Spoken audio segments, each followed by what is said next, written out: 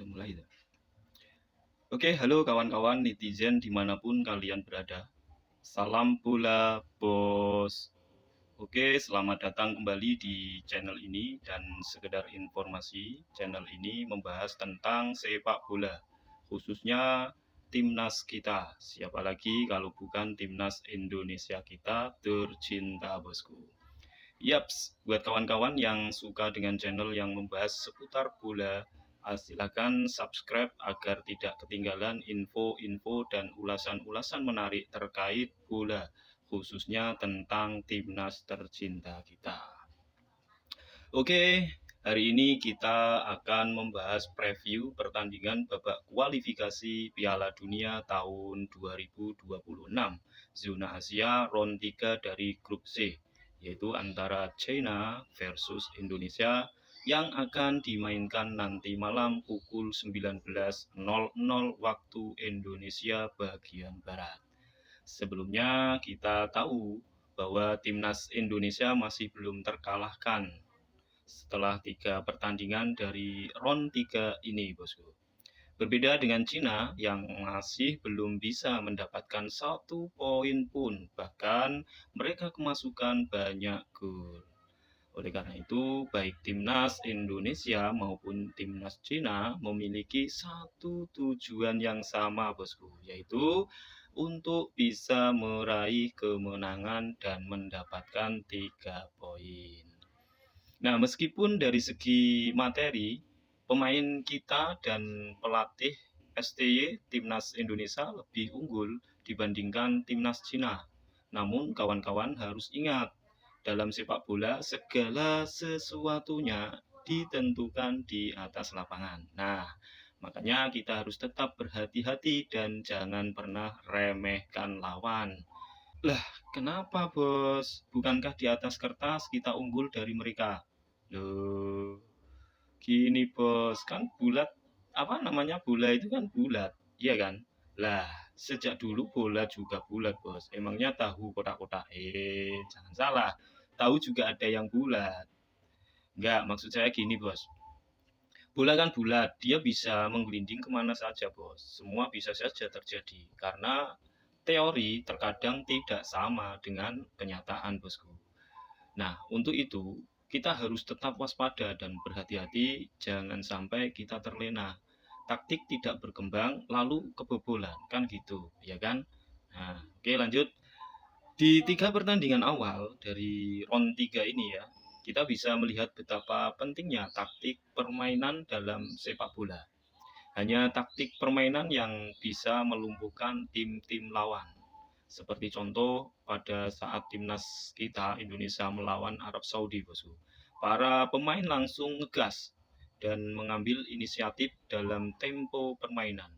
Nah, hal tersebutlah yang perlu diulang kembali, bosku, di pertandingan nanti malam. Tentu saja tidak akan mudah bagi para pemain kita karena pertandingan nanti malam adalah pertandingan kedua bagi para pemain kita dalam waktu recovery yang sebetulnya tidak begitu lama. Namun kita memiliki materi pemain-pemain yang luar biasa atau bisa dikatakan istimewa lah karena dipenuhi oleh pemain-pemain yang bermain di Eropa rata-rata. Selain itu, kreativitas para pemain juga sangat penting, bos, untuk dapat mencetak gol. Namun, kita tidak bisa menganggap remeh timnas Cina hanya karena mereka masih belum bisa meraih kemenangan di 3 pertandingan awal. Pelatih asal Kroasia yang memimpin mereka juga bisa memberikan kejutan yang akan menentukan jalannya pertandingan. Sehingga para pemain Indonesia harus tetap bermain secara hati-hati dan tidak menganggap remeh lawan. Persentase untuk pertandingan ini adalah 50-50, bos.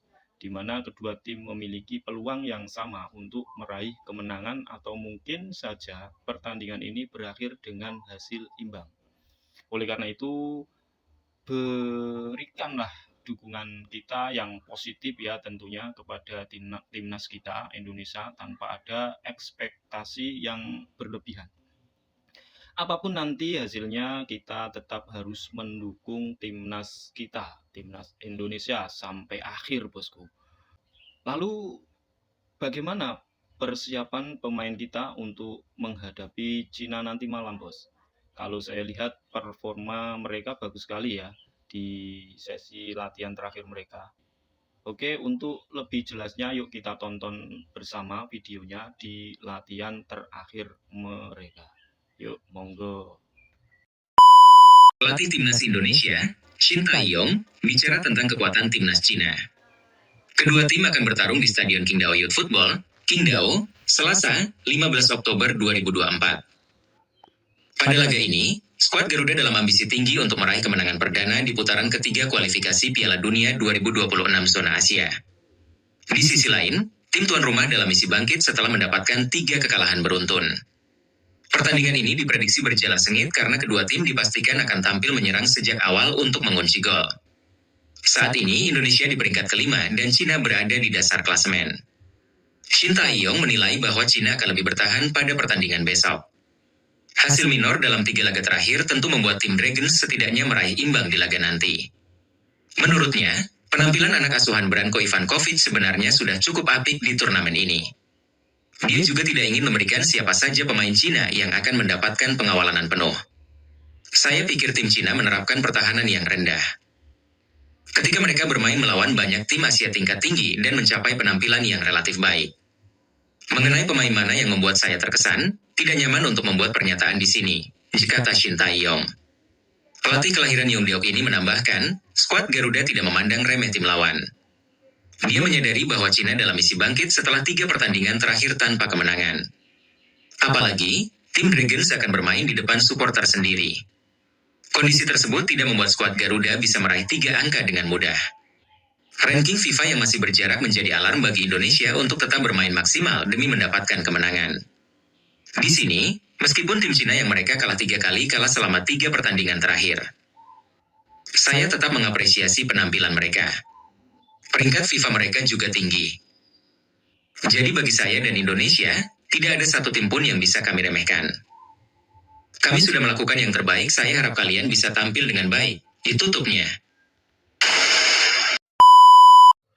Nah, demikian tadi reaksi dari video yang sudah kita tonton bersama tadi ya. Jadi menurut Shin Tae-yong tadi ada beberapa poin yang harus kita perhatikan ya.